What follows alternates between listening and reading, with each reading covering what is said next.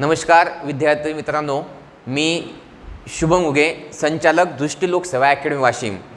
गेल्या अनेक दिवसापासून बरेच विद्यार्थ्यांचे फोन मेसेज येत आहेत की सर आपण मराठी या विषयाची सुद्धा यूट्यूबला काही व्हिडिओ लॉन्च करा। तर आम्ही दृष्टिलोक सेवा अकॅडमीच्या वतीनं असं ठरवलं की मराठी हा जो विषय असेल तर हा संपूर्ण मोफत असेल यूट्यूबच्या माध्यमातून।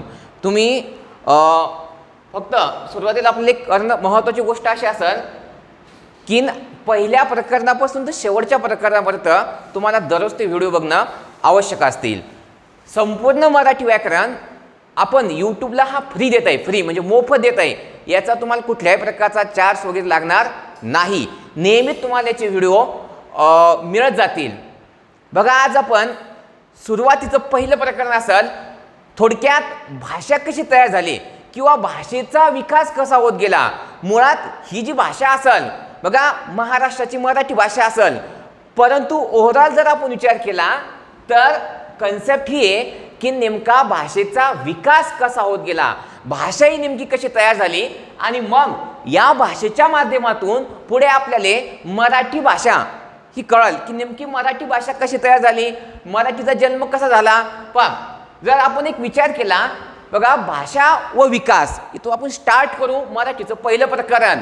आता थोडक्यात जर या शब्दाचा आपण विचार केला, कोणत्या तर भाषा, बघा भाषा या शब्दाचा जर आपण विचार केला तर मुळात संस्कृत मधील, बघा संस्कृत, कोणती भाषा हो, संस्कृत, या संस्कृत भाषेमधील भाष्य या धातूपासून, बघा भाषा हा शब्द संस्कृत मधील भाष्य या धातूपासून तयार झालेला दिसतो।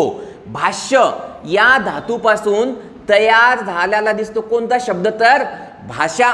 बघा नीट लक्षात ठेवा, भाषा हा संस्कृत मधील भाष्य या धातूपासून तयार झालेला शब्द आपल्याला दिसतो कोणता, तर भाषा।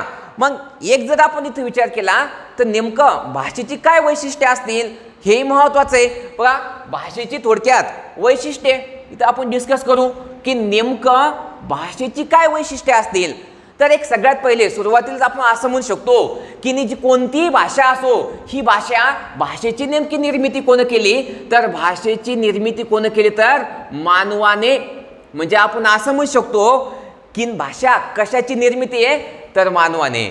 म्हणजे भाषेची निर्मिती कोण केली, तर मानवाने। भाषा ही मानवाने निर्मित केलेली आहे। नंतर पुढे आपण आणखीन म्हणू की भाषा ही नदी प्रवाहाप्रमाणे बदलत जाते।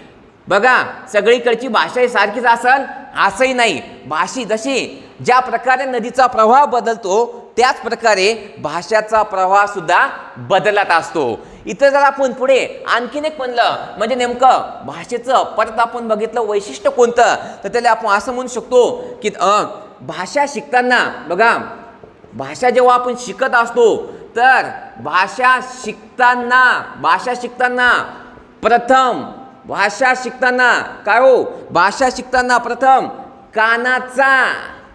कानाचा, नंतर भाषा शिकताना डोळ्याचा।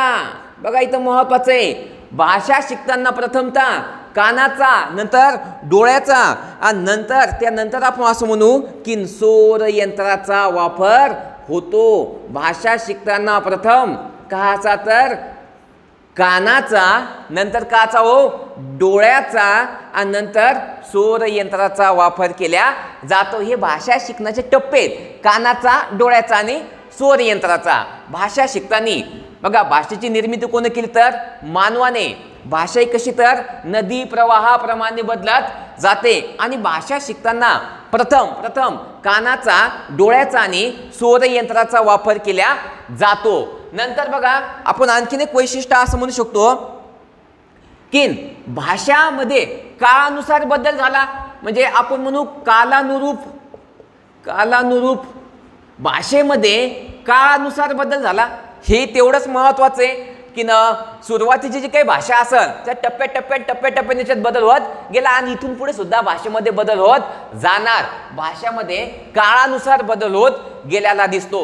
हे एक आपल्याला काही अशी महत्त्वाचे वैशिष्ट्य आपल्याला दिसून येतात। बघा, कालानुरूप निर्मिती कोणी केली तर मानवाने. नदीच्या प्रवाहाप्रमाणे भाषा बदलत जाते. भाषा शिकताना प्रथम काय होतं तर कानाचा, डोळ्याचा आणि स्वर यंत्राचा वापर केला जातो. ही झाली थोडक्यात भाषेची वैशिष्ट्ये. बघा, पुढचा घटक आपण असं म्हणू की एक्झॅक्ट भाषेचे नेमके कोणते घटक आहेत, ही जी आपली भाषा असणार. बघा, इथं आपण पर्टिक्युलर मराठी भाषेबद्दल नाही शिकून राहिलो, आपण ओव्हरऑल भाषेबद्दल शिकून राहिलो की कोणत्याही भाषेचे नेमके घटक कोणते असतात. तर इथे एक आपल्याला लक्षात घेणं महत्त्वाचं असेल की कोणत्याही भाषेचे महत्त्वाचे म्हणजे कोणत्याही भाषेचे ही मुख्यतः 2 घटक असतात. किती तर 2 घटक. कोणत्याही भाषेचे 2 घटक असतात. एक म्हणजे बोलणे आणि दुसरा म्हणजे लिहिणे. हे एकंदरीत भाषेचे असे 2 घटक असतात, बोलणे व लिहिणे. मग हे जे बोलणे असेल, बघा इथं आपण काय म्हणू शकतो, बोलणे व लिहिणे असे भाषेचे 2 घटक असतात. मग या बोलण्यालाच आपण काय म्हणू शकतो तर बोलण्यालाच आपण मौखिक भाषा, बोलण्यालाच काय मौखिक भाषा किंवा बघा भाषेचे 2 घटक असतात. कोणत्याही भाषेचे 2 घटक असतात, बोलणे आणि लिहिणे. मग यालेच बोलण्याला थोडक्यात आपण काय म्हणतात मौखिक भाषा किंवा मग बोलभाषा हे असे भाषेचे काही घटक असतील 2, बोलणे आणि लिहिणे.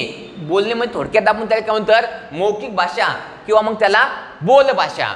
तसंच लिहिणे याले थोडक्यात आपण काय म्हणतात, लिहिणे म्हणजे कोणती भाषा तर लिखित भाषा. लिहिणे म्हणजे काय हो, लिखित भाषा. हे झाले थोडक्यात भाषेचे घटक. बघा, हे महत्वाचं आहे. वैशिष्ट्ये नंतर भाषेचे घटक कोणते तर 2, बोलणे आणि लिहिणे. बोलणे म्हणजे थोडक्यात मौखिक भाषा किंवा बोलभाषा आणि लिहिणे म्हणजे कोणते तर लिखित भाषा.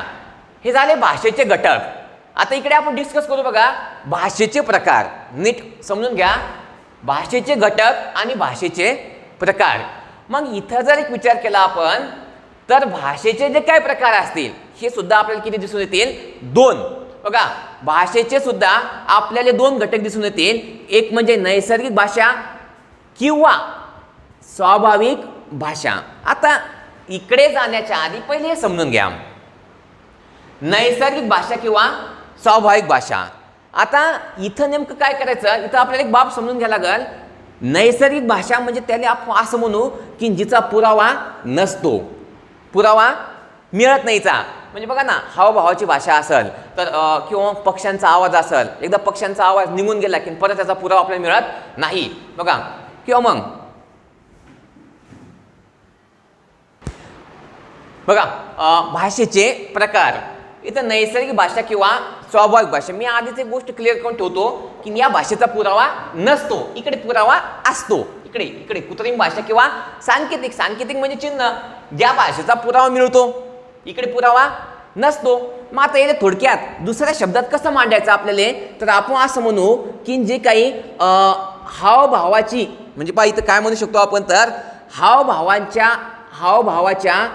सहज खुणांना, खून म्हणजे काय हो चिन्ह, हावभावाच्या सहज खुणांना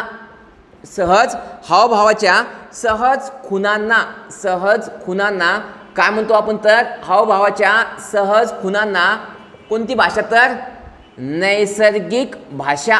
हावभावाच्या सहज खुणांना आपण नैसर्गिक भाषा म्हणतो. मग आता इथं आणखीन पहा, मग ही जी हावभावाची भाषा असेल, हावभावाच्या सहज खुणांना आपण नैसर्गिक भाषा असं म्हणतोय, क्लिअर. परंतु मुळात मुद्दा असा आहे की ही जी हावभावाची भाषा असेल तर या हावभावाच्या भाषेला इंगित भाषा म्हणतात. काय म्हणतात तो इंगित भाषा. इंगित, बघा नीट ध्यानात ठेवा, इंगित भाषा. हावभावाच्या मी ज्या हावभाव करून राहिलो हे कोणती भाषा तर आपली थोडक्यात नैसर्गिक किंवा स्वाभाविक. परंतु पर्टिक्युलर हावभावाच्या भाषेला काय म्हणतात तर हावभावाच्या भाषेला इंगित भाषा असं म्हणतात. हे तेवढंच महत्वाचं आहे. हावभावाच्या सहज खुणांना मी जे करून राहिलो हातवारे हे थोडक्यात काय तर आपली नैसर्गिक भाषा आहे. परंतु हावभावाच्या सहज खुणांना नैसर्गिक भाषा असं म्हणतात. पण तेवढंच महत्त्वाचं पुढचं बी नाही की एक्झॅक्ट हावभावाच्या भाषेला काय म्हणतात, तर हावभावाच्या भाषेला इंगित भाषा असं सुद्धा म्हणतात. बघा पुढे बघा तुम्हाला आधीच सांगितलं की इथं पुरावा नसतो, या भाषेचा पुरावा नसतो म्हणजे आपण काय म्हणू शकतो पहा, इथं पशु पक्षी प्राणी असतील, ठीक आहे, यांचा जो आवाज असेल तर थोडक्यात कोणता तरी नैसर्गिक भाषा आहे, स्वाभाविक आहे. आणि इथं हावभावाच्या सहज खुणांना आपण नैसर्गिक भाषा किंवा स्वाभाविक भाषा असं म्हणतो. त्याचबरोबर इथं आपल्याला एक महत्त्वाचं लक्षात ठेवावं लागेल की हावभावाच्या सहज खुणां म्हणजे हावभावाची जी काही भाषा असेल तर त्या भाषेला काय म्हणतो आपण, इंगित भाषा. आता कृत्रिम किंवा सांकेतिक भाषा, बघा कृत्रिम किंवा सांकेतिक भाषा इथं काय म्हणू शकतो बघा, थोडक्यात व्याकरणाच्या हिशोबाने जर आपण इथं म्हणलं तर या भाषेचा आपल्याला पुरावा सापडतो, म्हणजे याचा पुरावा असतो, इकडे पुरावा नसतो. इथं पुरावा असतो पहा, इथं पुरावा असतो, इथं पुरावा नसतो. मग इथं ही जी कृत्रिम भाषा असेल किंवा आपली सांकेतिक भाषा असेल, मग पहा इथं काय म्हणू, मानवी मुखाद्वारे, मी जे बोंबलून राहिलो, मानवी मुखाद्वारे निघणाऱ्या ध्वनीच्या आधारे बोलले जाणाऱ्या भाषेला काय म्हणतो आपण, कृत्रिम भाषा. पहा मानवी मुखाद्वारे निघणाऱ्या ध्वनीच्या आधारे, मानवी मुखातील मी जे काय बोलून राहिलो पहा, मानवी मुखाद्वारे निघणाऱ्या ध्वनीच्या आधारे बोलल्या जाणाऱ्या भाषेला काय म्हणतो आपण, कृत्रिम भाषा किंवा सांकेतिक भाषा. कृत्रिम भाषा किंवा सांकेतिक भाषा.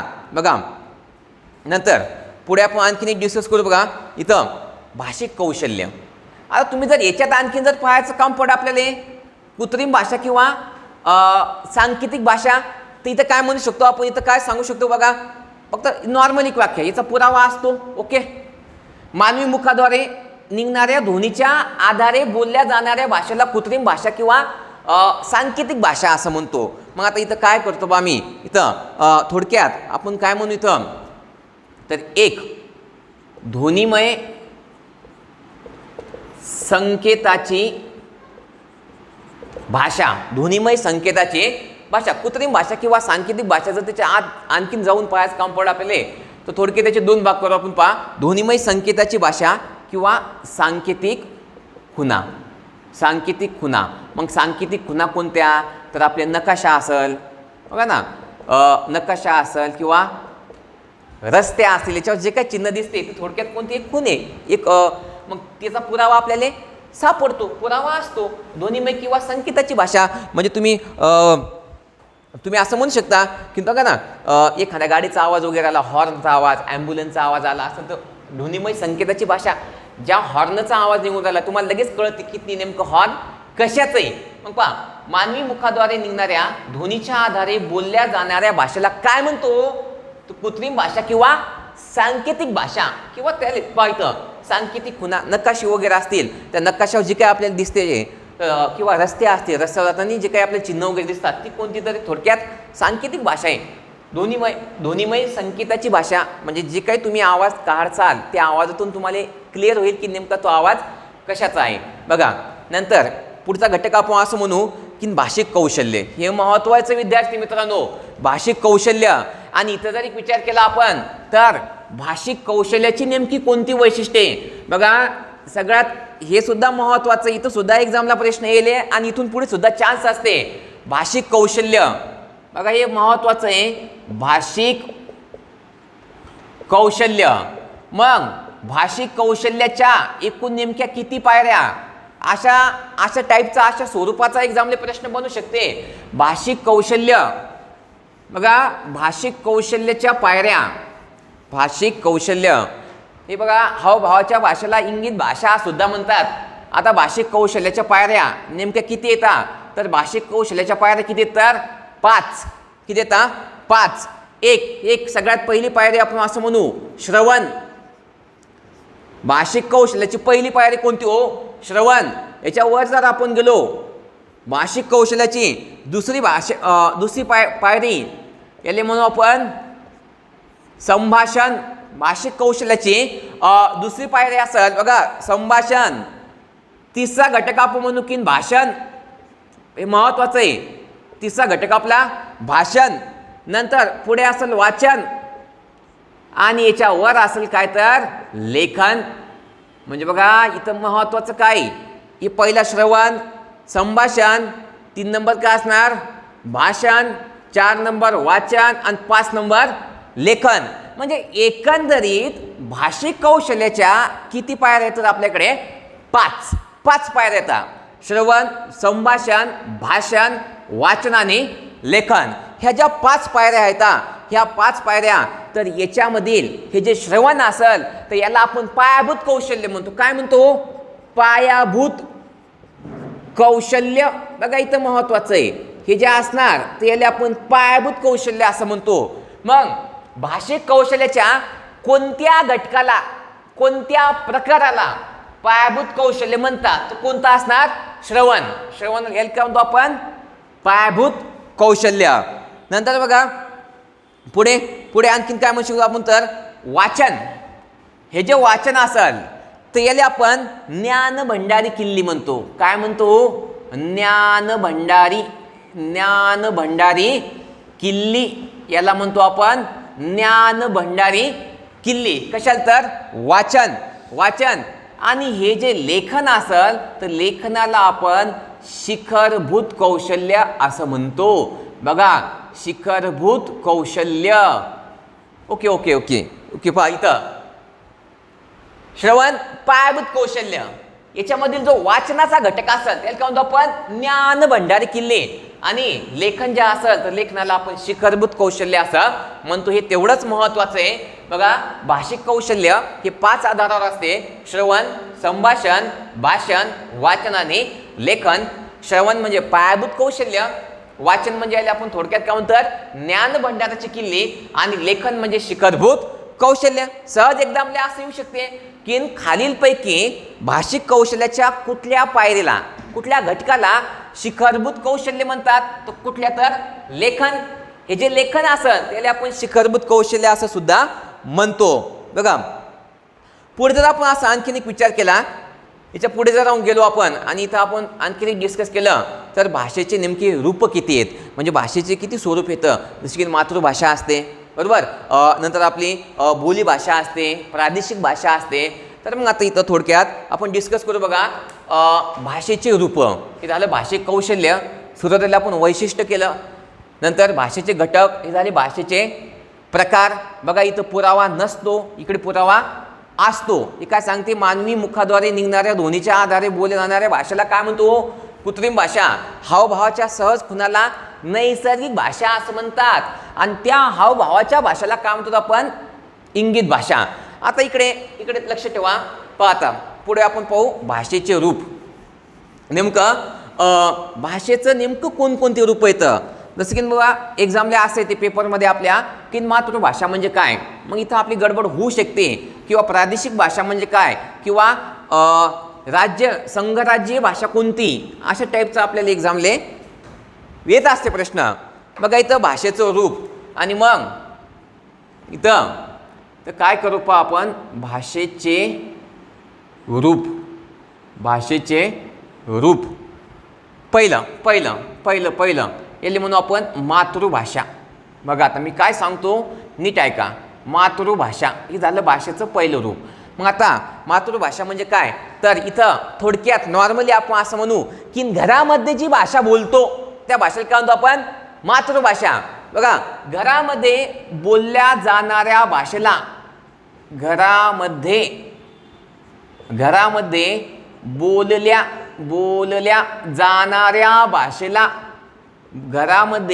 बोलल्या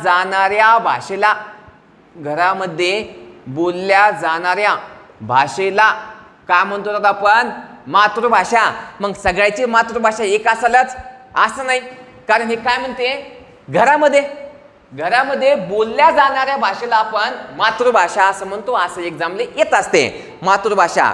नंतर आपण काय करू बघा पुढचा घटक घेऊ बोलीभाषा. आता बोलीभाषा कशाला म्हणायचं पहा.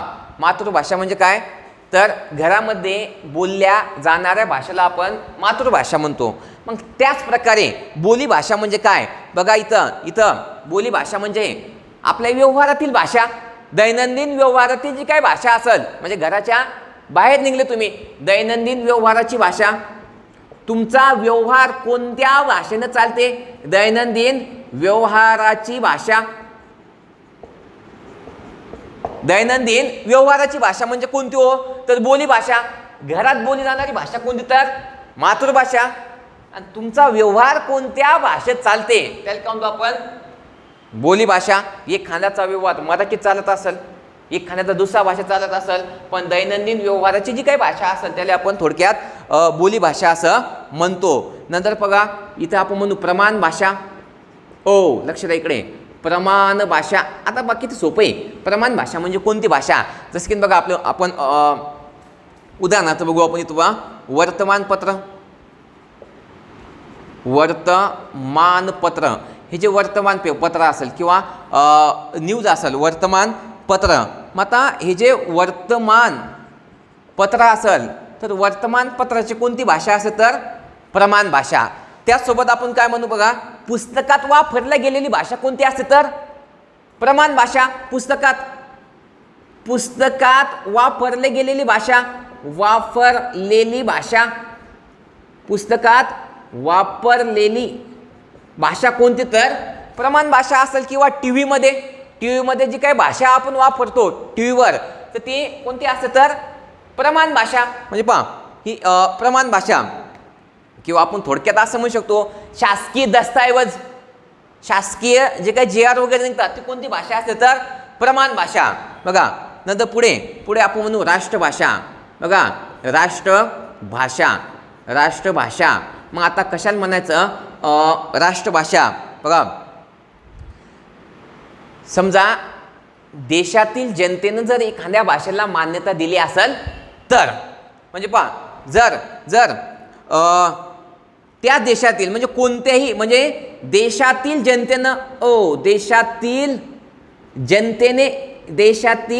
जनतेने जर एखाद्या भाषेला मान्यता दिली असेल तर ती कोणती असेल? कोणती भाषा असेल? ती राष्ट्रभाषा. जर देशातील जनतेनं एखाद्या भाषेला मान्यता दिली असेल तर त्याला आपण काय म्हणतो? तर राष्ट्रभाषा. परत चेक करू. घरामध्ये जी काही भाषा बोलतो आपण ती मातृभाषा. दैनंदिन व्यवहाराची जी भाषा असेल बोलीभाषा. वर्तमानपत्रे असतील, पुस्तकं असतील किंवा टीव्ही असेल किंवा शासकीय दस्तावेज असतील तर इथं वापरली जाणारी भाषा कोणती? तर प्रमाण भाषा. आणि देशातील जनतेनं जर पर्टिक्युलर एखाद्या भाषेला संमती दिली असेल किंवा मान्यता दिली असेल तर त्याला काय म्हणतो आपण? तर राष्ट्रभाषा. आणि नंतर आपण एक शेवटचा घटक पाहू आपण इथं राजभाषा. बघा राजभाषा म्हणजे काय हो? तर राजभाषा म्हणजे संघराज्याच्या व्यवहाराची भाषा. संघराज्य भारत कसं तर एक संघराज्य आहे. मग संघराज्याची जी काही भाषा असेल इथं आपण म्हणू संघराज्याची भाषा ती कोणती भाषा असते? तर राजभाषा. संघराज्याची जी काही भाषा असेल संघराज्याची म्हणजे संघराज्याच्या व्यवहाराची भाषा म्हणू आपण इथं. संघराज्याच्या व्यवहाराची भाषा तर त्या भाषेला आपण राजभाषा असं म्हणतो. संघराज्याच्या व्यवहाराच्या भाषेला आपण राजभाषा असं म्हणतो. मग एकंदरीत जर भारताचा आपण विचार केला तर या भारतामध्ये नेमक्या आपल्याला किती प्रकारच्या भाषा दिसून येतात? बघा एकंदरीत भारत या देशाचा जर आपण विचार केला तर भारतात नेमक्या किती प्रकारच्या आपल्याला भाषा दिसून येतात? तर बघा इथं आपण काय म्हणू भारत. आणि या भारतात किती प्रकारच्या भाषा आपल्याला दिसून येतात? तर इथे एक विचार केला आपण तर भारतात जवळपास 1652 भाषा. किती हो? 1652 भाषा दिसून येतात आपल्याला भारतात. 1652 भाषा. बघा मग या 1652 पैकी सर्वात जुन्या कोणत्या भाषा? येऊ शकते पेपरात. 1652 मध्ये सर्वात जुन्या तर सर्वात जुन्या कोणत्या? तर एक म्हणू आपण तामिळ आणि दुसरं म्हणू आपण त्याला संस्कृत. याच्यापैकी सर्वात जुन्या कोणत्या भाषा असतील? तर तामिळ आणि संस्कृत. या 1652 मधील सर्वात जुन्या ज्या भाषा असतील तर सर्वात जुन्या कोणत्या? तर संस्कृत आणि तामिळ. ह्या ज्या दोन भाषा असतील तर या सर्वात जुन्या भाषा येतात. परत इथं पहा आपण काय म्हणत होतो की संघराज्याच्या व्यवहाराची भाषा म्हणजेच काय आपली राजभाषा असणार, संघराज्याच्या व्यवहाराची भाषा. मग इथंच आपण एक मुद्दा क्लिअर करू की ना, आपल्या जे काही व्यवहाराची भाषा असेल म्हणजे भारतीय संघराज्याच्या व्यवहाराची जी काही भाषा असेल तर ह्या कोणत्या येतात, हिंदी आणि इंग्रजी. हिंदी आणि इंग्रजी. बघा इथं काय म्हणतो आपण,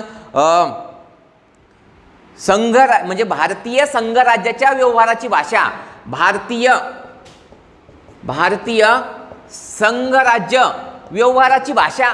भारतीय संघराज्य व्यवहाराच्या भाषा कोणत्या, तर दोन असतील, एक म्हणजे हिंदी आणि त्याला आपण म्हणू इंग्रजी. हिंदी व इंग्रजी ह्या भारतीय संघराज्याच्या व्यवहाराच्या भाषा आहेत. आणि परत त्याच्या पुढे गेलो तर आपलं असं दिसून येईल की भारतीय राज्यघटनेचं जे 8वं परिशिष्ट आहे, भारतीय राज्यघटनेचं जे 8वं परिशिष्ट आहे, 8वे परिशिष्ट कशाचं, तर भारतीय राज्यघटनेचं जे 8वं परिशिष्ट असेल तर त्या 8व्या परिशिष्टामध्ये एकूण किती भाषा आहेत, तर 22. महत्वाचं आहे तेवढंच. भारतीय राज्यघटनेतील जे 8वं परिशिष्ट असेल तर त्या 8व्या परिशिष्टात एकूण किती भाषा आहेत, 22. इथं महत्वाचं मी काय सांगतो एवढं तर ध्यान ठेवा की याच्यामध्ये या 22 भाषेमध्ये इंग्रजी भाषेचा समावेश नाही आणि 22 मध्ये मराठी भाषा आहे. महत्वाचं आहे की 8वं जे परिशिष्ट असेल भारतीय राज्यघटनेतलं तर त्या भारतीय राज्यघटनेच्या 8व्या परिशिष्टात ज्या 22 भाषा आहेत, मग या 22 भाषेला आपण काय म्हणतो, तर 22 भाषेला आपण बघा प्रादेशिक राज्यभाषा म्हणतो. प्रादेशिक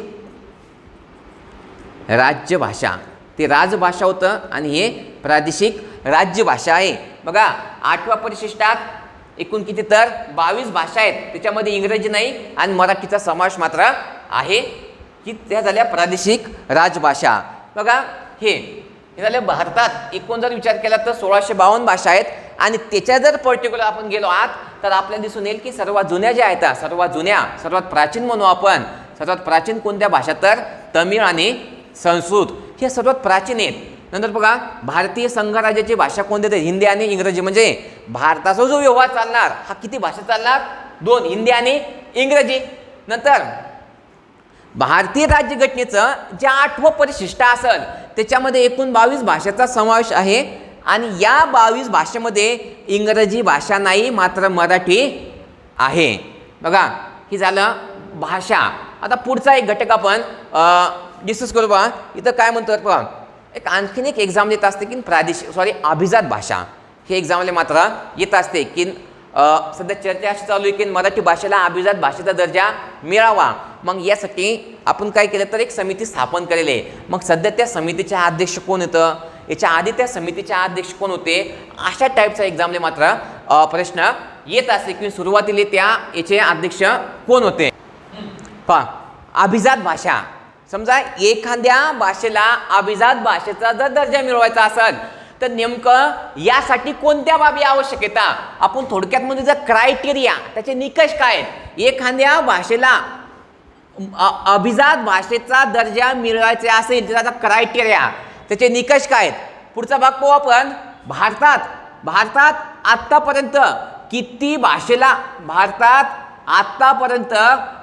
भाषेला अभिजात भाषेचा दर्जा मिळाला, आतापर्यंत किती, आणि मराठी भाषेसंदर्भात नेमकं काय, मराठी भाषेला अभिजात भाषेचा दर्जा मिळाला की नाही मिळाला, मग मिळावा, जर मिळाला नसल तर मिळावा यासाठी कोणती समिती आणली, त्या समितीचे सध्याचे अध्यक्ष कोण.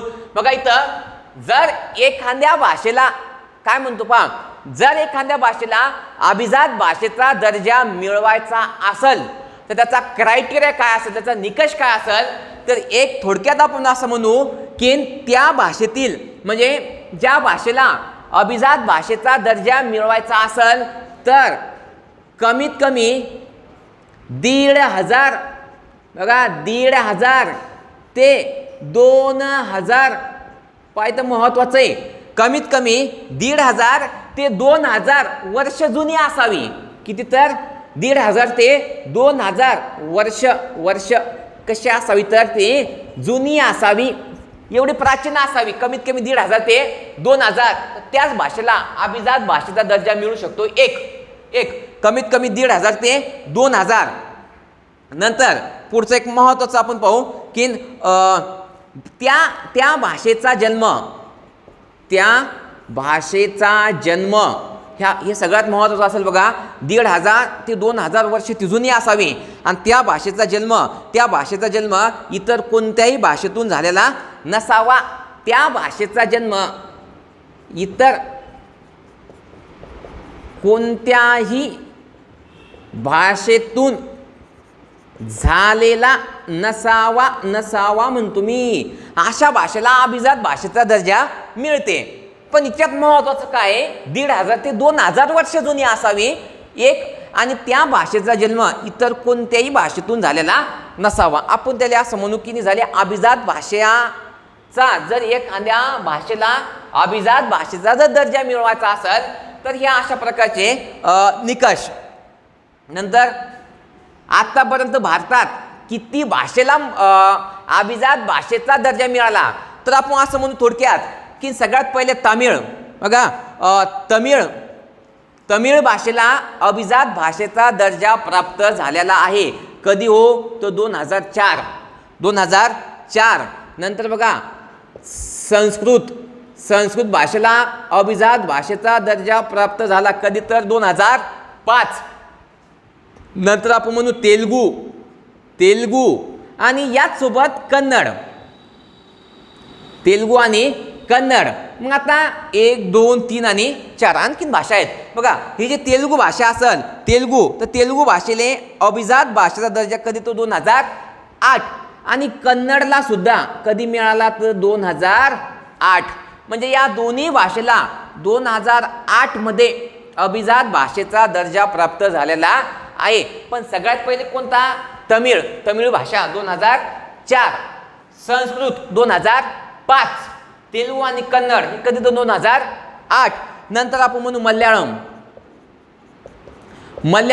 आता बघा मल्याळम जी भाषा असेल, मल्याळम भाषेला नेमका अभिजात भाषेचा दर्जा कधी मिळाला, तर मल्याळम भाषेला अभिजात भाषेचा दर्जा मिळाला 2013. मल्याळम भाषा कधी, तर 2013. आणि पुढे ओडिया, तर या भाषेला 2014 मध्ये अभिजात भाषेचा दर्जा मिळाला. मग तुमच्या एक लक्षात आलं असेल की याच्यामध्ये मराठीचं नाव नाही. ह्या ज्या भाषा असतील 1, 2, 3, 4, 5 आणि 6, आता नीट तिकडे लक्षात द्या. ह्या ज्या 6 भाषा दिसत असतील याच्यामध्ये मराठीचं नाव नाही. म्हणजे याचा अर्थ मराठी भाषेला, याचा अर्थ काय होईल, याच्यामध्ये मराठी भाषा नाही. म्हणजे याचा अर्थ मराठी भाषेला अभिजात भाषेचा दर्जा मिळाला नाही, अद्यापर्यंत तर मिळाला नाही. मराठी भाषेला अद्यापर्यंत अभिजात भाषेचा दर्जा मिळाला नाही. मग मराठी भाषेला अभिजात भाषेचा दर्जा मिळावा यासाठी काय प्रयत्न केले? मराठी भाषेला अभिजात भाषेचा दर्जा मिळावा यासाठी नेमके काय सरकारनं प्रयत्न केले हे तेवढंच महत्त्वाचं असेल की यासाठी काय केलं बघा. मराठी अभिजात भाषा समिती आणली. मराठी अभिजात भाषा समिती आणली आपण. मराठी अभिजात भाषा समिती. आणि मराठी अभिजात भाषा समिती जी असेल तर बघा मराठी अभिजात भाषा समितीची स्थापना कधी केली आपण, तर 10 जानेवारी 2012. 10 जानेवारी 2012 मध्ये मराठी अभिजात भाषा समितीची आपण स्थापना केली. मग जेव्हा स्थापना होते तेव्हा त्याचे अध्यक्ष असतात पहा रंगनाथ पठारे. कोण असतात तर रंगनाथ पठारे. पण महत्त्वाचं मी सांगतो विद्यार्थी मित्रांनो, एक ध्यान ठेवा की मराठी भाषेला अभिजात भाषेचा दर्जा मिळावा रंगनाथ पठारे यांच्या अध्यक्षतेखाली समिती स्थापन केली. परंतु सध्याच्या अध्यक्ष कोण? मराठी भाषेला अभिजात भाषेचा दर्जा मिळावा यासाठी जी समिती स्थापन केली मराठी अभिजात भाषा समिती, तर या समितीचे सध्याच्या अध्यक्ष कोण, तर प्राध्यापक हरी नरके हे कोण येतं? सध्याचे अध्यक्ष. मराठी भाषेला अभिजात भाषेचा दर्जा मिळावा यासाठी सध्याच्या अध्यक्ष कोण असतील तर प्राध्यापक हरी नरके. आणि सुरुवातीचे कोणते? रंगनाथ पठारे. मग मराठी अभिजात भाषा समिती 10 जानेवारी 2012. बघा याच्यामध्ये मराठीचं कुठेही नाव नाही. मग मराठी भाषेला अभिजात भाषेचा दर्जा आतापर्यंत तरी मिळालेला नाही, तो मिळावा यासाठी काय प्रयत्न आपले? मराठी अभिजात भाषा समिती. बघा नेक्स्ट व्हिडिओमध्ये आपण पर्टिक्युलर डिस्कस करणार की मराठी भाषा म्हणजे काय किंवा मराठी भाषेचा विकास कसा झाला. पण त्याआधी विद्यार्थी मित्रांनो, दृष्टी लोकसेवा अकॅडमी हे जे चॅनल असेल तर हे यूट्यूब चॅनल हे जास्तीत जास्त विद्यार्थ्यापर्यंत पोहोचवा, जेणेकरून ग्रामीण भागातल्या मुलाला सुद्धा हा जो ऑनलाईन म्हणजे यूट्यूबच्या माध्यमातून जे काही मराठी ग्रामर हे मोफत देण्याचं आम्ही जे काही ठरवलं, निश्चितच याला यश मिळेल, म्हणजे त्याचा कुठेतरी फायदा होईल. तर माझी एक विनंती आहे की तुम्ही जास्तीत जास्त विद्यार्थ्यापर्यंत हे पोहोचण्याचं काम करा. जय हिंद, जय महाराष्ट्र. थांबतो.